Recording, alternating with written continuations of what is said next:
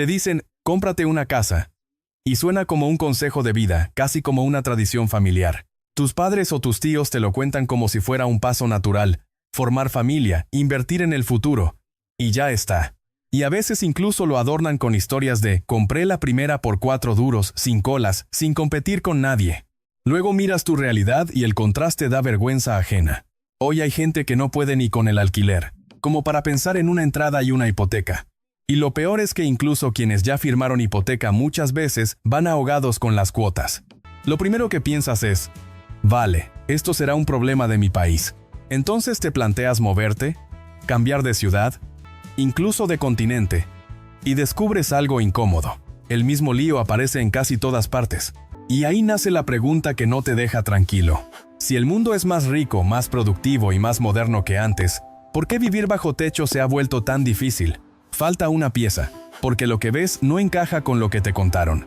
Durante mucho tiempo, comprar una casa era simplemente comprar un hogar, un sitio para vivir, criar a tu familia, sentir estabilidad, sin convertirlo en un movimiento financiero. No era un trofeo ni una apuesta para hacerse rico.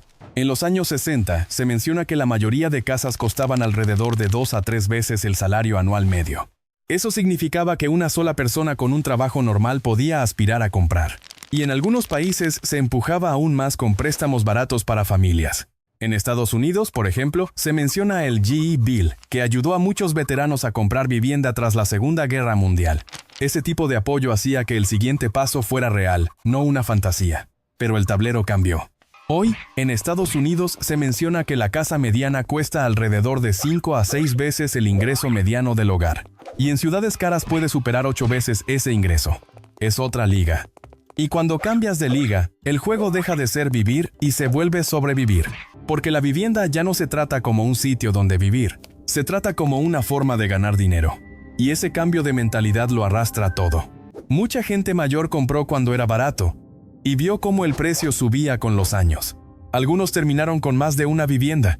Y sin darte cuenta, la casa dejó de ser hogar y pasó a ser activo. Cuando la vivienda se vuelve un activo, el incentivo cambia. Se construye lo que da más margen, no lo que hace falta. Por eso se menciona que muchas viviendas nuevas son más lujosas, porque generan más beneficio. Y en paralelo, las casas pequeñas, las de inicio, las que deberían ser la puerta de entrada, empiezan a desaparecer. No desaparecen por magia. Desaparecen porque el sistema las empuja fuera. Y cuando eso ocurre, toda la escalera se rompe. Aquí viene lo que parece ilógico si lo miras con lógica de tienda normal. Si menos gente compra, tú esperarías que los precios bajen. Si nadie quiere un móvil o un coche, el vendedor recorta precio para mover stock. Pero la vivienda no se comporta así. Se menciona que los precios siguen subiendo incluso cuando los compradores van asfixiados. Y esa es una de las señales más claras de que no estamos ante un mercado normal. Una razón clave son las leyes de zonificación, el zoning. Son reglas que deciden qué se puede construir y dónde. Como si la ciudad estuviera partida en casillas. Se pone el ejemplo de una ciudad imaginaria con acres repartidos entre viviendas, comercios, fábricas y parques. El problema llega cuando esas reglas se quedan viejas o se planifican mal. La población crece, la necesidad de vivienda sube, y la norma no se mueve. Y en algunos barrios se menciona que incluso se prohíben apartamentos o viviendas pequeñas. El resultado, se pueden construir menos unidades. Y cuando hay menos unidades disponibles, los precios no ceden, aunque la gente esté sufriendo. Y aunque haya suelo, eso no significa que aparezcan casas. Se menciona otra práctica, el acaparamiento de suelo. Land hoarding, comprar terreno y sentarse a esperar. Porque mañana valdrá más. Es una idea simple y brutal. Si no construyo hoy, vendo más caro mañana. Y mientras espero, la escasez se vuelve peor. Luego está el propio proceso de construcción. Lento, caro y lleno de fricciones. Permisos, materiales que suben, falta de trabajadores, clima que retrasa, lo que sea. A veces es todavía más dramático. El terreno se queda atrapado en un conflicto legal y el proyecto se paraliza para siempre. Y ahí salen esas imágenes de edificios fantasma a medio hacer, quietos como si el tiempo se hubiera congelado. Y cuando los constructores por fin construyen, vuelven al mismo incentivo. Van a por lo grande, lo premium, lo que deja más margen. Lo básico queda relegado. Luego aparece algo casi grotesco. Las casas zombie. Viviendas que ni siquiera se usan para vivir. Se menciona que inversores las compran, las dejan vacías y esperan a que suban de precio. Eso empeora la escasez sin necesidad de que nazca nadie nuevo. No es que falten ladrillos, es que se retienen. Y cuando retienes algo básico, empujas a todo el mundo hacia el borde. Antes, si alquilabas, tu casero solía ser una persona, quizá una pareja mayor, alguien con un segundo piso, un propietario de barrio. Hoy, muchas veces ni sabes quién es, porque en muchas ciudades el dueño ya no es una persona, es una empresa gigante. Se menciona que firmas grandes de Wall Street como Blackstone e Invitation Homes poseen decenas de miles de casas. Algunas, según se dice, llegan a tener más de 100,000 viviendas. Y estas empresas no compran para vivir ahí, compran para exprimir rentas y maximizar beneficio. Eso ayuda a explicar por qué el alquiler sube aunque comprar sea imposible. El objetivo no es que tú vivas bien, es que el activo rinda. Y cuando un activo tiene que rendir, alguien paga la factura. Y no es solo Wall Street. Se menciona que 1 de cada 4 viviendas, un 25%, la compran inversores, incluyendo grandes compañías. Así que ya no compites solo con otra familia. Compites con gente que compra como si estuviera llenando un carrito, con capital, velocidad y una lógica distinta a la tuya. Para ti es tu vida, para ellos es un número.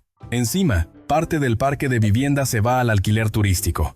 Se menciona el modelo tipo Airbnb, estancias cortas como si fueran hoteles. Y cuando demasiadas viviendas se convierten en eso, desaparecen del mercado local. Ahí entra un ejemplo cercano.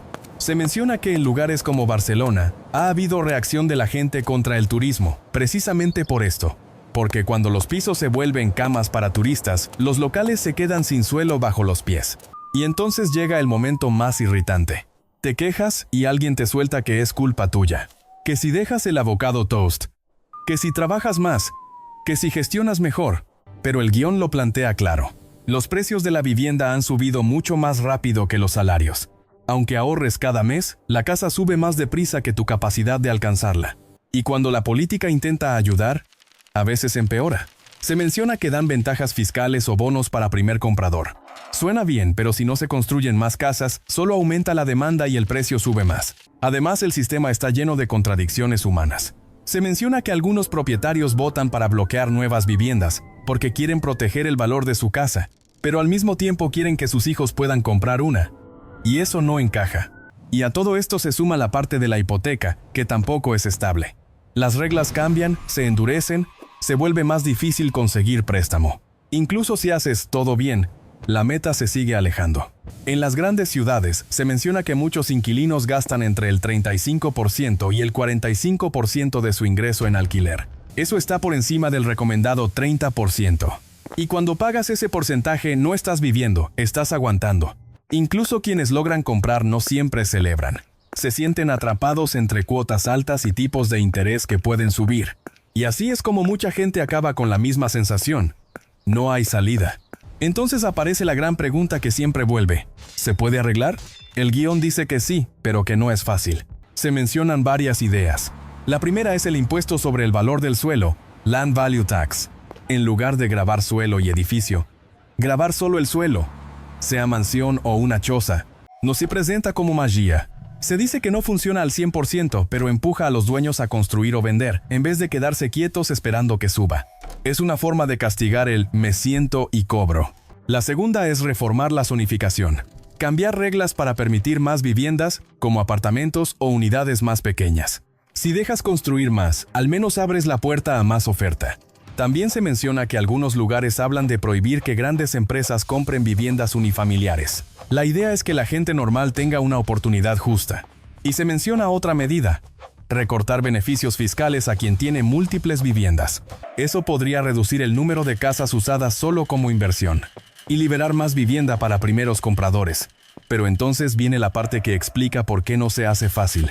Se menciona un motivo incómodo. Mucha gente con poder ya tiene casa. En Estados Unidos, se menciona que alrededor del 65% de la población posee vivienda, más de lo que muchos esperan. Si los precios bajan, mucha gente se enfada. Y los políticos viven de no enfadar a demasiados votantes a la vez. Además, una caída rápida también puede ser peligrosa, porque la gente que compró recientemente puede quedar debiendo más que lo que vale su casa. El banco mira el préstamo, no tu tranquilidad. Y se menciona que algo parecido pasó en el crash de 2008, con bancarrotas y dolor real. Incluso si los precios bajan, el guión insiste en algo.